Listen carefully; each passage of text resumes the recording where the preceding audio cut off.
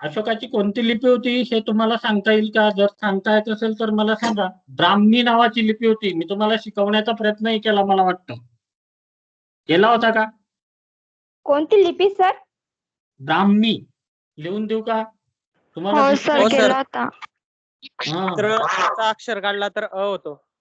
हो, ब्राह्मी नावाची लिपी होती आणि अशोकाचे सगळे शिलालेख ब्राह्मी लिपीतून आहेत. आपण त्याचाही आढावा घेऊयात नंतरच्या काळात. पण जे ब्राह्मी लिपीचे शिलालेख आहेत त्या ब्राह्मी लिपीच्या शिलालेखांवरून ती लिपी वाचली ती जेम्स प्रिन्सेपने 1837 मध्ये आणि जगाला अशोकाचा इतिहास माहिती झाला. आणि त्यानंतर एक सुप्रसिद्ध इतिहास लेखिका यांनी खूप उत्तम प्रबंध लिहिला. तुम्हाला जर वाचायचा असेल तर तो प्रबंध अवेलेबल आहे आपल्या याच्यावर शिरगावकर शरावतींनी त्याचा मराठी अनुवाद केलेला आहे. महाराष्ट्र इतिहास साहित्य संस्कृती मंडळाच्या वेबसाईटवर तुम्हाला मिळून जाईल. अशोक आणि मौर्य साम्राज्याचा राज. अतिशय उत्कृष्ट प्रबंध होता तो. ब्राह्मी लिपीच्या शिलालेखांवरून लिहिलेला होता. शिलालेखांचा अभ्यास करून मॅडमने लिहिलेला होता. तर इतिहास काळात आता या दोघही संकल्पना तुम्हाला कळल्या की प्रागैतिहास म्हणजे लेखन कला अवगत होण्यापूर्वीचा काळ होता आणि इतिहास पूर्व काळ जो होता तो लेखन कला अवगत होती पण ती लिपी वाचतात आलेली नाही. त्यामुळे इतिहास पूर्व काळात असं काही फारसं काही आढळून येत नाही. पण मात्र या काळात धातूचा वापर सुरू झाला आणि सिंधू संस्कृतीच्या काळात आणि इजिप्शियन संस्कृतीच्या काळात वैशिष्ट्यपूर्ण लिखाणाचा मानवाने सराव केलेला आपल्याला दिसून येतो. मात्र या लिखाणाचा बोध अजूनपर्यंत खात्रीपूर्वक कोणालाही झालेला नाही. या काळाला आपल्याला इतिहास पूर्व काळ असं संबोधता येईल. पण ज्या दिवशी सिंधू संस्कृतीच्या मुद्रांचं वाचन करता येईल तेव्हा तिचाही अंतर्भाव आपल्याला इतिहास काळात करावा लागेल. किंवा इजिप्शियन लिपी जर कोणीतरी वाचली तर त्याच्यानंतर त्याचाही अंतर्भाव आपल्याला इतिहास काळात करता येईल. तीच गोष्ट आपल्याला आर्यांची दिसून येते. त्यांच्या समकालीन जर लिखित पुरावा उपलब्ध झाला तर आर्यांचा इतिहास सुद्धा इतिहास जमा करावा लागेल. आणि आर्यांचा बराच इतिहास आपल्याला ऋग्वेदातून दिसून येतो. त्याच्यामुळे तो इतिहास मानला जातो. ऋग्वेद काळ हा इतिहासात येतो. आता तिसरा जो काळ आहे आपला तो इतिहास काळ आहे. या काळातील वृत्तांत प्रामुख्याने लिखित पुराव्यांच्या आधारे आपल्याला लिहिता येतो, जाणता येतो. उदाहरणार्थ भारतामध्ये सर्वात प्राचीन लिखित पुरावा जो आपल्याला मिळतो, मी तुम्हाला मगाशीच सांगितलं की ब्राह्मी लिपीचा तो पुरावा आहे. अशोकाच्या शिलालेखातून मिळतो, स्तंभालेखातून मिळतो. त्यामुळे तिथून आपल्याला इतिहास काळाची सुरुवात झाली असं आपण मानू शकतो. या काळात लोखंडाचा वापर आणि लिपीचा वापर होत होता. ही या काळाची वैशिष्ट्य मानता येतील. ही वैशिष्ट्ये जगातील निरनिराळ्या प्रदेशात निरनिराळी होती आणि ही निरनिराळ्या ठिकाणी वेगवेगळी दिसून आल्यामुळे जगात सर्वत्र वेळी एकाच वेळी इतिहास काळ सुरू झाला असं मानणं चुकीचं ठरेल. आपल्याला याच्यानंतर आणखी 3 संकल्पना येतात. त्या येतात प्राचीन, मध्ययुगीन आणि आधुनिक. तुम्ही सगळ्यांनी त्यांचा अभ्यास केलाय. पण लोक खूप जम्बलिंग करतात की इतिहास सुरू झाला तेव्हापासून म्हणजे प्रागैतिहासापासून ते 1206 पर्यंतचा काळ हा प्राचीन भारताचा काळ मानला जातो असं लोक सरळ सांगून देतात. पण एका विशिष्ट चौकटीत ती कालगणना बसते. एक चौकट होती आणि त्या चौकटीत ती कालगणना बसते. आपल्याला कालगणनेचा जेव्हा अभ्यास करायचा आहे पुढच्या प्रकरणांमध्ये जेव्हा आपण गणनेचा अभ्यास करू तेव्हा मी तुम्हाला हे सांगेलच. कारण मला वाटतं मी काल परवा सिलेबस पाहिला आणि त्या सिलेबस मध्ये असं दिसून आलं की मी तुम्हाला कालगणनाही लावून ठेवलेल्या आहेत. त्याच्यामुळे कालगणनेचा अभ्यास करताना आपण हे लक्षात घेऊ. एक मिनिट मी पाहतोच आहे. पहिल्या पेपर मध्ये आपल्याला फक्त याचाच अभ्यास करायचा आहे. मात्र दुसऱ्या पेपर मध्ये आपल्याला पहिलं जे प्रकरण आहे क्रोनॉलॉजी अँड इट्स मेथड त्या कालगणनांचा अभ्यास करायचा आहे. कालगणना कशा प्रकारे यांच्यावर राबवण्यात येतात. त्याच्यामध्ये बघा आपल्याला प्राचीन भारतात ज्या कालगणना होत्या किंवा प्राचीन ज्या कालगणना होत्या त्या प्राचीन कालगणनांमध्ये कार्बन डेटिंग पद्धती, पोटॅशियम आर्गॉन पद्धती, रिंग डेटिंग पद्धती आणि मध्ययुगीन कालगणनांमध्ये हिजरी, फसरी, सुहूर, इलाई, जुलूस, विक्रम संवत, शक संवत आणि शालिवान संवत या संकल्पनांचा जेव्हा अभ्यास करू आपण त्यावेळेला कालगणना येतीलच. मात्र कालगणनांचा जेव्हा वापर सुरू झाला त्यावेळेला इतिहास लेखनाला प्रचंड प्रमाणात गती मिळाली. या ज्या काळाची वैशिष्ट्य आहेत इतिहास काळाची की या काळात लिपीचा वापर सुरू झाला आणि निरनिराळ्या ठिकाणी वेगवेगळा इतिहास काळ आपल्याला मानता येईल. आता प्राचीन, मध्ययुगीन, आधुनिक या संकल्पना मला आठवण करून द्या, आपण पुढच्या लेक्चरला समजावून घेऊ. पण आता आपला जो विषय आहे तो इतिहास काळाशी संबंधित आहे आणि आपल्याला मी मगाशी सांगितल्याप्रमाणे असं दिसून येतं की हे प्रागैतिहास, इतिहास पूर्व आणि इतिहास हे तीनही कालखंड सांस्कृतिक कालखंड आहे. हे कालखंड जगभर सर्वत्र याच क्रमाने आले अथवा त्यांचा काळ सर्वत्र सारखाच आहे असंही मानणं चुकीचं ठरेल. कारण आजही ऑस्ट्रेलिया आणि आफ्रिका देशातील काही काय म्हणतो आपण त्याला जनजाती असा शब्दप्रयोग त्यांच्यासाठी करू शकतो. म्हणजे त्या आदिवासी आपल्याला दिसतात. आफ्रिका खंडामध्ये कांगो नदीच्या खोऱ्यात. तुमच्यापैकी किती लोकांनी पाहिलेला आहे चित्रपट मला माहित नाही, पण तुम्ही तो ॲनाकोंडा नावाचा चित्रपट पाहिला होता का? हो सर. मग त्या ॲनाकोंडामध्ये कांगो नावाची नदी दाखवण्यात आलेली ॲनाकोंडा चित्रपटात. हो, साप ज्या नदीत सापडतो, काय म्हणतो आपण त्याला, मला आठवत नाही त्या सापाचं नाव. ॲनाकोंडाच म्हणतो त्याला. ॲनाकोंडा हा साप ज्या ठिकाणी ज्या नदीमध्ये सापडतो ती नदी कांगो नदी आहे. आणि डेव्हिड लिव्हिंगस्टन नावाच्या माणसाने कांगो नदीचा प्रवाह कसा कसा वाहत जातो ते शोधून काढलं. ज्याची बोट नंतरच्या काळात गेली होती तो डेव्हिड लिव्हिंगस्टन होता. आणि डेव्हिड लिव्हिंगस्टन लोकांना तिथं घेऊन जात होता. कांगो नदीच्या प्रदेशात या आजही पाषाणकालीन लोकांच्या वसाहती सापडतात, जे आजही दगडांचा वापर करतात, आजही तितके मागासलेले आहेत. म्हणून आपल्याला असं म्हणताच येणार नाही की आजही इतिहास काळ सुरू झालेला आहे. पण हा कालक्रम सर्वत्र सारखाच दिसून येत नाही. ऑस्ट्रेलिया, आफ्रिकेमध्ये अशा प्रकारच्या अनेक वन्य जमाती, ज्याला जनजाती असा शब्द प्रयोग करणे उचित ठरेल, या जनजाती सापडतात. तर दुसरं असं की हे जे कालखंड आहेत ते एकमेकांशी संबंधित नसलेले अजिबातही नाही. कारण पाषाण युगातून मानवी संस्कृती इतिहास पूर्व काळातील ताम्र व ब्रांज युगात प्रगत झाली किंवा इतिहास पूर्व काळातील मानवाची संस्कृती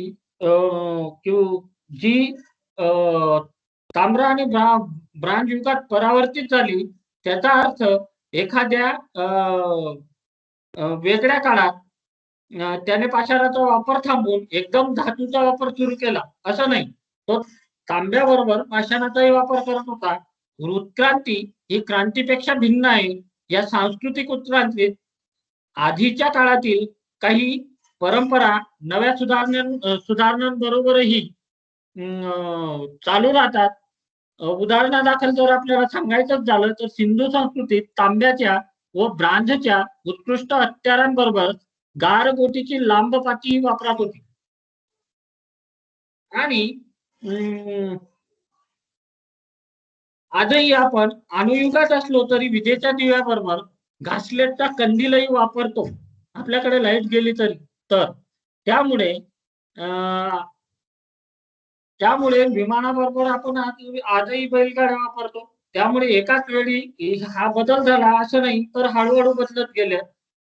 जी सिंधू संस्कृती होती, सिंधू संस्कृतीच्या काळात लोक गारगोटीची पाती वापरत होते. मग त्याच्यात वेधणी असेल, खुरचणी असेल, तक्षणी असेल, याचा पण आपण अभ्यास करूयात. की पुढच्या लेक्चरला मी तुम्हाला तेच सांगेल. आवर्जून ते तुम्हाला कळलं पाहिजे की कोणत्या कालखंडात कशा प्रकारची हत्यारं होती. कारण हत्यारावरून तो कालखंड ठरतो. त्यांनी ज्या वस्तू वापरल्या त्या वस्तूंवरून तो कालखंड ठरतो. पाषाण काळापासून ते आजपर्यंतच्या काळापर्यंत मानवी संस्कृतीचा इतिहास हा वास्तुरूप पुराव्यावरून आपल्याला उभा करता येतो. आणि हे करणं पुरातत्व शास्त्राचं कार्य आहे. पाषाण युगातील मानवाचा इतिहास जाणायचा म्हणजे खूप मागे जावे लागते. एकेकाळी युरोपात ख्रिश्चन पाद्री लोकांनी जगाची उत्पत्ती 4004 या वर्षात झाली असं मत मांडलेलं होतं. मात्र ते केव्हाच कालबाह्य ठरलंय. भूविज्ञान शास्त्राच्या मदतीने आता पृथ्वीची व त्याचप्रमाणे मानवाची प्राचीनता फार मागे नेता आलेली आहे. कालनिश्चिततेच्या नवीन नवीन पद्धती शोधून काढण्यात आल्याने पूर्व आफ्रिकेत सापडलेल्या मानवी अवशेषांचा काळ आता पोटॅशियम ऑर्गन पद्धतीने 19 लक्ष वर्ष इतका प्राचीन आहे असं ठरवलं गेलं. कारण मानवाची उत्पत्ती इतकी प्राचीन ठरल्यावर त्याची उत्क्रांती सध्याच्या मानवात व्हायला अनेक लाख वर्ष लागली. आणि हे आपण मान्य केल्यावर प्रागैतिहासिक पुराव्याच्या अभ्यासाच्या कक्षा किती विस्तृत आहेत हे आपल्या लक्षात येईल. भूविज्ञान शास्त्रज्ञ एकूणच 5 भूविज्ञान खंड त्यांनी आपल्याला सांगितले. ते खंड जर माझ्याकडे मी ते खंड टाईप करून ठेवले, पण तुम्हाला जर ते दाखवायचे झाले तर इथं दाखवता येणार नाही. त्याचं कारण ते ISM मधून आहेत आणि माझ्या त्या लॅपटॉपला हे चालत नाही. तुम्ही काय म्हणतात त्याला, त्या लॅपटॉपला माझं इंटरनेट अजिबात ते जॉईन करून घेत नाही. त्याच्यामुळे ते मला तुम्हाला आता इथं दाखवता येतील याची शाश्वतीच नाही. पण तरी मी तुम्हाला सांगतो की हे जे पाषाणयुगीन खंड निर्माण झालेले होते, हे खंड वेगवेगळ्या भूमिकेतून निर्माण झाले. वेगवेगळ्या पुरातत्वविदांनी विविध मतं मांडली, त्याच्यामुळे निर्माण झाले. आणि त्याच्यातील पहिला जो खंड आहे तो तुम्हाला असा मानता येईल की पहिलं जे होतं ते युगाची संकल्पना यांनी मांडलेली होती. आणि ते युगाची संकल्पना मांडताना नवीन स्लाइड आली का बघा तुमच्या इथं, मी कट करतो एक. युगाची संकल्पना मांडताना या लोकांनी जी मांडणी केली ती मांडणी आपल्याला इथं सरळ सरळ दिसून येते. यामध्ये थांबवायचं का? हॅलो, हॅलो मित्रांनो, बोला सर. कोणाला वेळ होत असेल तर थांबू का? ती चालू ठेवू आणखी 15-20 मिनिटं. आपला त्या वाघ सरांच्या मीटिंग मुळे मी त्यांना नाही सांगितलं होतं तुमच्या समोरच. कारण मला माहित होतं की हॅलो, कोण बोलतंय? हा मुकेश, तुझा आवाज येत नाही. जयेश, आवाज नाही येते पूर्ण. हा जयेश बोल ना. हॅलो, स्पीकरचा वर घेऊन बोल. हॅलो. हा बोल मुकेश. म्हटलं प्रॉब्लेम नाही सर, म्हटलं घ्या वाटलं लेक्चर अजून थोडा वेळ. असं आहे का? ठीक आहे. कोणाला प्रॉब्लेम? हो सर, घ्या. हो घ्या सर, घ्या सर, काय प्रॉब्लेम नाही. घ्या सर. पूनमला विचारतोय, तुम्हाला प्रॉब्लेम नाही? पूनम सर घरी आले का जेवायला मी लेफ्ट होऊन जाईल सर. ओके, काही प्रश्न नाही. फक्त मला एक गोष्ट सांग, म्हणजे मला नाही सांगितलं तरी चालेल, तुला वाटलं तेव्हा लेफ्ट होऊन जा. तर मित्रांनो, तुम्हाला हे दिसतंय का? पॉवर पॉईंट प्रेझेंटेशन दिसतंय का? हो सर. ठीक आहे. मग मी आता एक टेबल त्याच्यावर काढतोय आणि तो टेबल आहे 1 2 3 4 5. असं, अरे हे वेगळंच आहे. ब्लँक टेबल आला पाहिजे आपल्याला. 1 2 3 4 5 1 2 3 4. तर हा जो पहिला जो काळ होता तो युग असा काळ होता. यामध्ये युग होती. आणि दुसरा जो कालखंड होता त्याला कल्प असं म्हटलं गेलं. तिसरा जो होता तो आणखी आता काळ आला आणि चौथं जे होतं ते किती दशलक्ष वर्षापूर्वी होतं?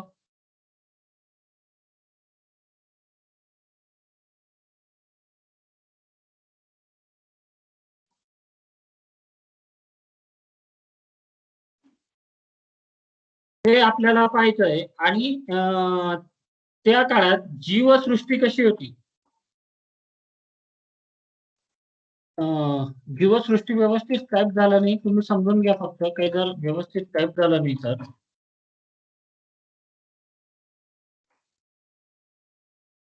तर ही जी युगाची संकल्पना होती, ती युगाची संकल्पना, जी पहिली संकल्पना या काळात अस्तित्वात आलेली होती ती सेनोझाईक होती.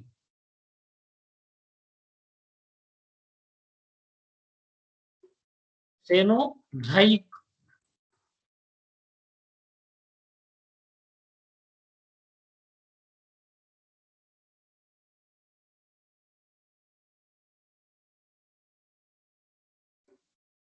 सेनोझाईक युगाची संकल्पना होती. हा जो काळ होता हा सेनोझाईक युगाचा काळ होता. आणि या सेनोझाईक युगाच्या कालखंडात जे कल्प आलं ते कार्टनरी कल्प म्हणून ओळखलं जातं. या कार्टनरी कल्पाचा काळ 3 प्रकारे येतो. त्या कार्टनरी कल्पामध्ये होलोसिन युग येतं 0.1 दशलक्ष वर्षापूर्वी. या काळात प्रगत मानव होता. जी जीवसृष्टी होती ती प्रगत मानव होती, मानवाची होती. त्याच्यानंतर ते याच्यावर काढून देऊ का तुम्हाला, हे सांगितलं तर चालेल? हे जे मी तुम्हाला देणार आहे हे सरळ सरळ डायरेक्ट पीडीएफच देईल. हॅलो, पीडीएफ देणार तर मग लिहायची काही आवश्यकता नाही ना नोटबुक वरती आता? हा नाही, मी पीडीएफच देणार आहे, लिहायची आवश्यकता नाही तुम्हाला. सर मी लेफ्ट टू का मग आता? हा ठीक आहे, काही प्रॉब्लेम नाही. ते जरा आले असतील तर. आलेच सर. हो हो आलेच सर ते. हो हो हो हो ठीक आहे. हा शुभांगी करताय का मी काय बोलतोय तर? हॅलो. हो सर. विशाल, विशाल, शुभांगी आणि विशाल नवीन आहेत. हो सर. तर तुम्हाला जर नाही कळलं तर मला विचारा मित्रांनो, काहीच प्रॉब्लेम नाही विचारायला. म्हणजे मी तुमच्यातलाच एक आहे म्हणून विचारा. आपण कोणतरी प्राध्यापकाला विचारत आहोत असं अजिबात समजू नका. तर ठीक आहे आपण आम्ही असं समजतो नाही सर. ओके. तर आपण जे कार्टनरी युग होतं सेनोझाईक युगातलं, त्यात कार्टनरी नावाचं कल्प होतं आणि त्याच्यात 3 काळ येतात: होलोसिन काळ, प्लास्टोसिन काळ आणि प्लायोसिन काळ. हे जे काळ होते हे होलोसिन नावाचा जो काळ होता तो 1.1 दशलक्ष वर्षापूर्वीचा होता आणि या काळात मानव प्रगत होता. जो प्लास्टोसिन नावाचा काळ होता तो 2 दशलक्ष वर्षापूर्वीचा होता आणि या काळात पिथेलकेथ्रोप्स, सायनॅन्थेरोप्स, स्वानकोच नावाचा मानव आणि होमोसेपियन मानव हे प्लास्टोसिन युगातले मानव होते. प्लायोसिन युगात प्रगत वानर, घोडा, हत्ती आणि बैल असे प्राणी होते.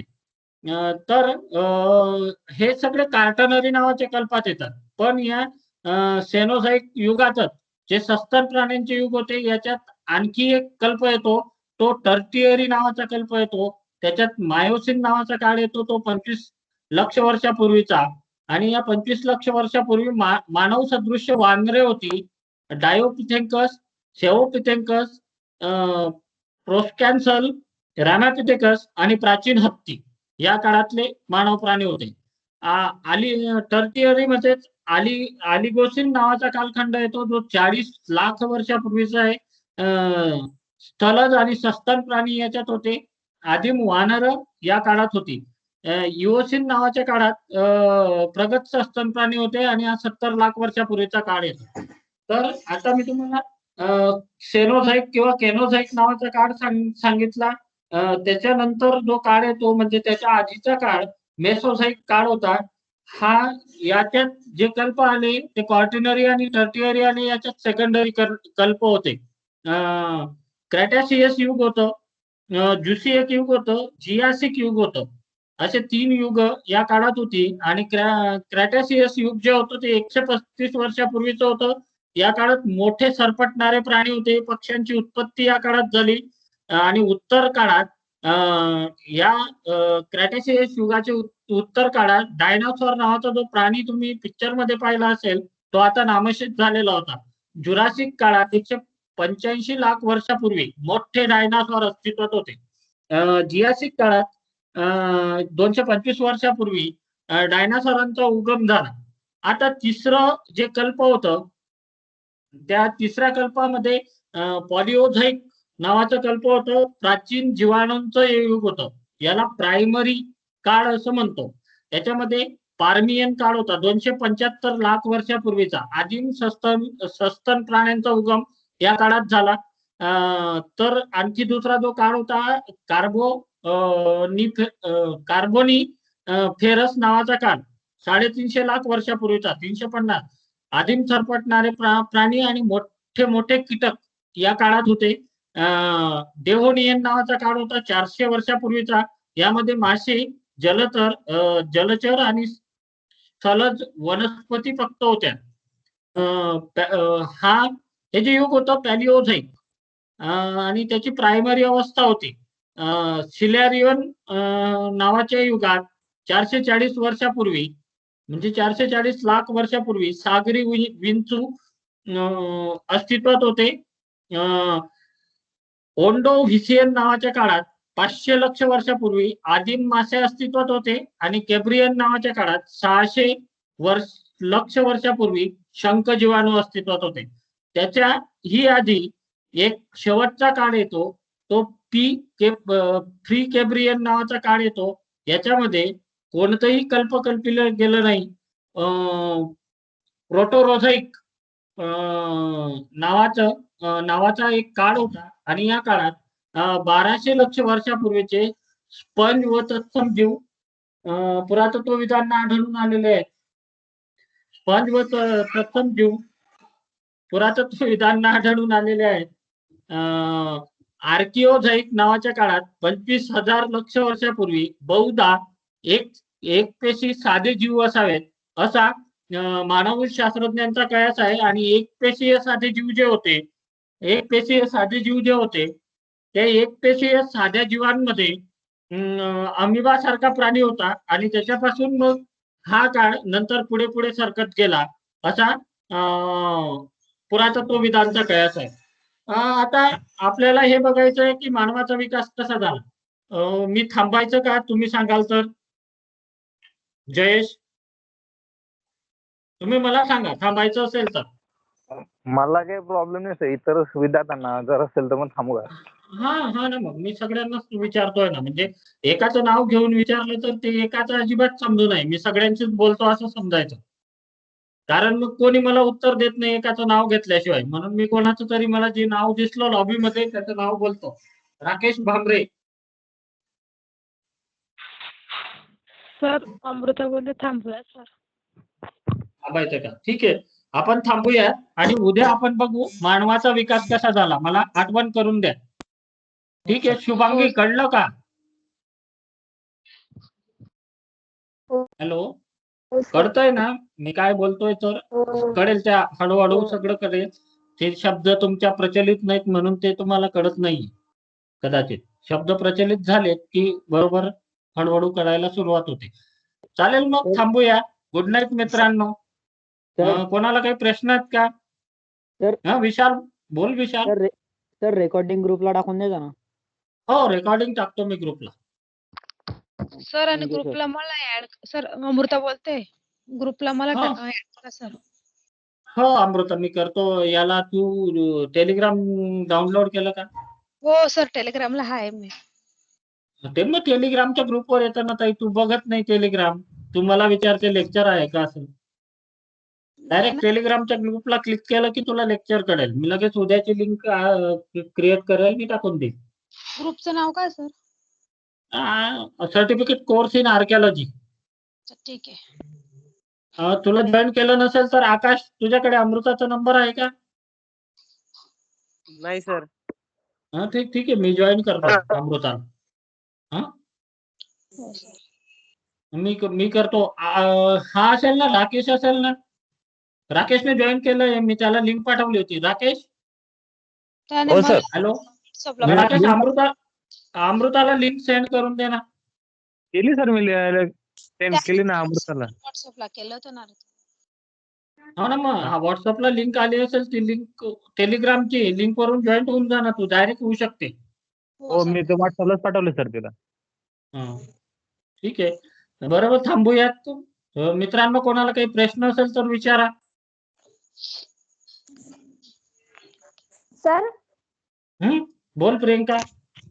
सर इतिहासपूर्व काळ म्हणजे सिंधू लिपी वाचता आली नव्हती, मग असे कोणते अजून बाकीचे लिपी ते वाचता आले नाहीत सर? अजून इजिप्तची लिपी आहे, ती वाचता आलेली नाही. इजिप्शियन लिपी, चिनी लिपी वाचता आलेली आहे. आणि चिनी लिपीशी सदृश्य आहे असं पुरातत्वविदांचं म्हणणं आहे. ही जी सिंधू लिपी आहे ही चिनी लिपीशी सदृश आहे असं पुरातत्वविद मानतात. आणि मित्रांनो, तुमच्याकरता एक न्यूज सांगतो मी, की आपल्याला हे सोयीचं झालेलं आहे. त्याच्यामुळे तुमचे जे नेट सेटचे लेक्चर आहेत ते आपण याच्यावरच घेऊ. सर्टिफिकेट कोर्स पूर्ण झाल्यानंतर कंटिन्यू करू. म्हणजे तुमच्यापैकी सगळेच्या सगळे नेट सेट होतील. Sir college hello. कधी सुरू होणार आहे? कॉलेजचं मी काय सांगू शकतो कॉलेज कधी सुरू होणार आहे. आता ते आपल्या गव्हर्नमेंटवर आहे. उद्या सांगितलं तर आम्हाला काही अडचण नाहीये. उलट ते इथं त्रास होतो बरं का लेक्चर घ्यायला. हो, तुम्हालाही ऐकायला त्रास होतो, आम्हालाही घ्यायला त्रास होतो, पण आपल्याला काही त्रास नाही. तुम्हाला वाटलं तर मी लिहून देऊ शकतो, हे तुम्हाला मी दाखवून दिलं. मला काही त्रास नाही तसा. तर चालेल मित्रांनो, चालेल ना की आपण नेटसेटचं लेक्चर पण घेऊ नंतर हो सर. त्या टोपल्यावर. हो सर. ओके, बरं. आणखी कोणाला प्रश्न काही? Hello sir. हा बोल राकेश. हा सर, तुम्ही जी ते कांगो नदी सांगितली सर, ते कोणत्या खंडातील आहे सर? ते आफ्रिका खंडात. आफ्रिका खंड. आफ्रिका खंडातील. ओके. आफ्रिका खंडात ते अमेझॉन वरून तुम्ही काहीतरी वस्तू मागवतात ना? हो सर. अमेझॉन माहिती आहे ना, तुम्ही वस्तू मागवतात त्याचं नावच त्या प्रदेशावरून पडलंय. अमेझॉन ची उपनदी कांगो आहे. अमेझॉन सगळ्यात मोठी नदी ओके त्या सर. प्रदेशातली. अमेझॉन, कांगो आणि झांबेची नावाच्या 3 नद्या त्या आफ्रिकेच्या जंगली प्रदेशातून वाहतात. आणि तिथं आजही रानटी जमाती आहेत. त्या रानटी जमाती अतिशय आजही दगडी हत्यारांचा वापर करतात, दगडांचा वापर करतात ते लोक. आणि ते दगडी हत्यारं कशी कशी होती हे पण आपण शिकून घेणार आहोत. कशा प्रकारची दगडी हत्यारं होती मी तुम्हाला स्लाइडच्या माध्यमातून दाखवेलच ते हत्यारं. उलट आपल्याला ऑनलाईन आहे तर ते तुम्हाला लगेच दाखवता येणार आहे मला. ते तुम्हाला प्रत्येकाला सेपरेट मोबाईलवर दिसेल की कोणतं हत्यार कशा प्रकारचं होतं, तोड हत्यार कसं होतं. त्याच्यामुळे आपल्याला प्रॅक्टिकलच्या वेळेलाही खूप प्रॉब्लेम येणार नाही. आणि तुमचं प्रागैतिहास इतकं उत्तम होईल की त्याच्यावर तुम्हाला कधीच काही करण्याची गरज पडणार नाही. हा युपीएससी द्यायचा म्हणतोय तर युपीएससी ला त्याला विचारा, आकाश बोल यांच्याशी युपीएससी ला किती प्रश्न इतिहासावर असतात. सर ते मॅप नुसार असतं सर. आता माझा हिस्ट्री झालाय तर जो मॅप येतो तो मुळात 30 मार्काला येतो. 30 मार्क ते युपीएससी साठी भरपूर आहेत. आणि 30 मार्क 30 नाही सर, 50 मार्क युपीएससी साठी सोपं आहेत का? आधी 30 होते, आता 50. ओळखायचं असतंय प्राचीन स्थळ कोणतं आहे आणि त्याची कुठलंय? संदर्भात माहिती. म्हणजे आकाशने मला, मी एक लेक्चर घेत होतो सहज, त्याने मला नकाशा दाखवलेला होता आणि मी अगदी किती मिनिटात तुला स्थळ सांगितले होते आकाशची? सर जास्त वेळ नव्हता लागला तरी 20 मिनिटं लागली असतील. 20 फार झालं तर. लागले असतील बस. मला 50 मार्क युपीएससी ला घेण्याकरता फक्त 20 मिनिटं लागली होती. आकाशला सरळ माहिती आहे. त्याच दिवशी त्याने मला दाखवला, मी त्याला सरळ लिहून दाखवलं. त्याने आजही शोधावं ते तिथंच होती ती स्थळं. म्हणजे आपल्याला फक्त अशी टेंटेटिव्ह माहिती मिळाली ना, तर आपण बरोबर ओळखू शकतो. एकदाचा तुमचा अभ्यास झाला, की तुम्ही अगदी सहज ओळखाल की ही स्थळं कुठं होती. आणि 50 मार्काला नकाशा विचारला जातो. तुमचं वय काहीच नाही. अजूनही स्टार्ट केलं ना ज्यावेळेस तुम्ही, तर UPSC होऊ शकता. सर मी स्टाफचं प्रिपरेशन करतोय, स्टाफ सिलेक्शनचं. स्टाफ सिलेक्शनचं प्रिपरेशन करतोय. हा CGL साठी. चांगलं आहे ना. म्हणजे काहीतरी केलंच पाहिजे. तर ठीक आहे मित्रांनो, थांबूयात का आपण? की काही प्रश्न आहेत कोणाचे? तर त्यापैकी एखादी जमात सांगा ना. जमात आता तर मला काही सांगता नाही येणार, पण त्या जमातींचा फार अभ्यास नाही. ते मानववंशशास्त्राचं काम आहे. नंतरच्या काळातल्या आपण प्राचीन मानववंशशास्त्राचा अभ्यास करतो. पण तरी मी तुम्हाला सांगेल. कोण विचारतंय? मुकेश का? हॅलो. विशाल सर विशाल विशाल. सारखे का ते हा? जिंगाले हा ते हा करत हा नाही हा का? हा. तसंच जिंगालाला उलाला. त्याचे त्या जमातींपैकी ते आहेत. तसंच तुम्हाला जे चित्रपटांमध्ये दाखवलं जातं ना, त्या आदिम जमाती जशा असतात, ते हुर्र करत पडतात. तशा प्रकारच्या जमाती आजही आफ्रिकेच्या त्या प्रदेशात आहेत. मी तुम्हाला नावं सांगेल. मी शोधतो वाटल्यास नावं आज बसून आणि उद्या सांगतो. ठीक आहे. आणखी काही प्रश्न कोणाचे? हॅलो. हॅलो. माझा आवाज येतोय मित्रांनो? हो हो सर सर, येतोय. हा नाही, माझा कानाला अचानक हात लागला आणि माझे ते जे इयरफोन आहेत ते सेन्सर आहेत. ते हात लागल्याबरोबर बंद पडतात ते आणि हात लागल्याबरोबर सुरू होतात. हे बघा, मी तुम्हाला व्हिडिओ जर ऑन केला तर ते दाखवू. हा बोला, बोल हॅलो सर. बोल प्रियंका. हा बोला. सर तुम्ही जे आर्य लोक सांगितले हम्म. त्यांचा मुख्य व्यवसाय कोणता होता सर? मुख्य व्यवसाय पशुपालन होता, शेती नाही. फक्त पशुपालन? हो, फक्त पशुपालन होता. गायी पाळत होते ते आणि गोधन हेच त्यांचं धन होतं. गोधन नावाची संकल्पना त्या काळात प्रचलित होती. ऋग्वेदात नद्यांचे उल्लेख येतात, घोड्यांचे उल्लेख येतात, गायीचा उल्लेख येतो. ते सगळे, पण घोड्याचा उल्लेख सगळ्यात कमी मिळतो ऋग्वेदात. कारण घोडे हे लोक पाळत नसावेत असा त्याचा आहे. आणि घोडा हा पाळीव प्राणी होता याच्या संदर्भातले पहिले उल्लेख सूरकोतळा नावाच्या ठिकाणी मिळालेले. लिहून ठेवा. कामातील तुम्हाला एका मार्काचा प्रश्न UPSC ला विचारला जाऊ शकतो की घोड्याच्या मृणमूर्ती कोणत्या ठिकाणी मिळाल्या किंवा घोड्याचे अवशेष जे होते ते कुठं मिळालेले सर्वप्रथम. तर गुजरातमध्ये सूरकोतळा नावाचं ठिकाण आहे, सिंधू संस्कृतीचं ठिकाण. रंगनाथ राव यांनी त्याचं उत्खनन केलं. तर त्या ठिकाणी घोड्याच्या मृणमूर्ती आढळून आलेल्या आहेत. त्यावरून घोडा हा पाळीव प्राणी होता हे फक्त गुजरातमध्येच सिद्ध होऊ शकलं. आणि याचं कारणही सांगतो. मी गुजरातमध्ये खूप वेळा गेलोय. सौराष्ट्राच्या प्रदेशात गेलो, उत्तर गुजरातमध्ये गेलो आणि तिथून सिंध नावाचा प्रदेश जो आहे पाकिस्तानचा, तो सिंध अगदी जवळचा प्रदेश आहे. आणि त्या सिंध प्रदेशात अस्सल घोड्यांची पैदास केली जाते. ते सिंधी घोडे म्हणून ओळखले जातात. काठेवाडी तुम्ही घोडे पाहिले असतील. काठेवाडी घोडा तुम्हाला ओळखायचा असेल तर घोड्याची कान असे सरळ असतात आणि ते कान तो टवकारत असतो आजूबाजूला, तेव्हा ते दोघंही कान एकमेकांना चिपकतात. तो काठेवाडी घोडा असतो. आणि काठेवाडी घोड्याची तब्येत अगदी चांगली असते, मजेशीर जमलेला असतो तो. पण सिंधी घोड्याचं तसं नसतं. तो पातळच असतो आणि अतिशय चपळ असतो. मात्र चालण्यासाठी आणि न थकता खूप अंतर कापण्यासाठी सिंधी घोडा उत्कृष्ट असतो काठेवाडी घोड्यापेक्षा. जे आपल्याकडे सारंगखेड्यात घोडे येतात ना, याच्यामध्ये बहुतेक काठेवाडी घोडे असतात, सिंधी फार कमी असतात. आणि घोड्यामध्ये आम्ही ते 2 मिनिटात फोन करतो. आणि घोड्यांमध्ये खूप प्रकार आहेत तसे. तुम्ही बघतात की सारंगखेड्याला घोडे येतात, एक एक कोटी रुपयाचे घोडे मागितले जातात, पण ते तसं काही नाही आहे आपल्याकडे. लोकांनी खूप भाव करून ठेवला आहे. अगदी 15,000 रुपयाला उत्तम घोडा तुम्हाला उत्तर गुजरातमध्ये मिळून जातो. तर मित्रांनो बोला, बाकीचे लेफ्ट झालेत मला वाटतं. तर आपण थांबायचं का? की काही प्रश्न आहेत आणखी? सर प्रियंका घोड्याचे बोल. अवशेष गुजरातमध्ये कुठे सर? सूरकोतड, सूरकोतडा, सुरकोटडा. सूरकोतडा, सूरकोतडा. मी प्रेझेंटिंग स्टॉप केली नाही तर तुम्हाला लिहून दाखवलेलं असतं.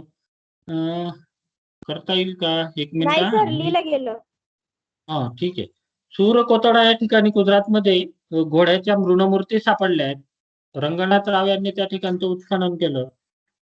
गुजरातमध्ये अशी खूप स्थळं आहेत सिंधू संस्कृतीची. आणि गुजरातमध्ये जर तुम्हाला पाहायचं असेल तर आपण जाऊयात. पुढच्या वर्षी एक विहीर सापडलेली आहे आत्ताच, जी हजारो वर्षापूर्वीची असावी. गुजरातच्या पाटण जिल्ह्यात ती विहीर सापडली आणि तिथून एक नदी वाहत होती. त्या नदीत ती विहीर गडप झाली असं मानलं जातं आणि ती पाय विहीर आहे. अगदी 300 फूट खोल ती विहीर असून त्याच्या विहिरीमध्ये पूर्ण महाल तयार करण्यात आलेला आहे. आणखी काही प्रश्न कोणाचे?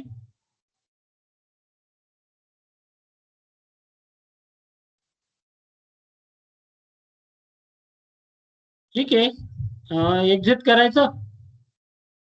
हो सर. हो सर. ओके. हो सर.